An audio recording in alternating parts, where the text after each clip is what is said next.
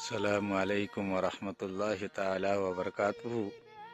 Brother ইসলাম, আজকে সকালে ফজরের নামাজের পর আমি এই জায়গাগুলোতে ঘুরতে আসছি। দেখেন আল্লাহর কুদরতে কিরকম মৌসুমকে সকাল সকাল করে দিয়েছে। মানুষের জন্য এত উপকার এই মৌসুম, কিন্তু আমরা বুঝতে পারি না। আমরা নাফরমান বান্দা এবং বান্দিরা যারা আছি, ফজরের নামাজেও আমরা অনেকেই পড়ি নাই, কিন্তু তা সত্ত্বেও আল্লাহ রাব্বুল ইজ্জত আপনার আমার জন্য কতই না কিছু দেখেন এই কুদরতি জিনিসকে আপনার খিদমতে হাজির করে রেখেছেন। আপনাকে আল্লাহ রাব্বুল ইজ্জত বলেছেন, ইল্লা লিয়াবুদুন, তোমরা আমার ইবাদত করো।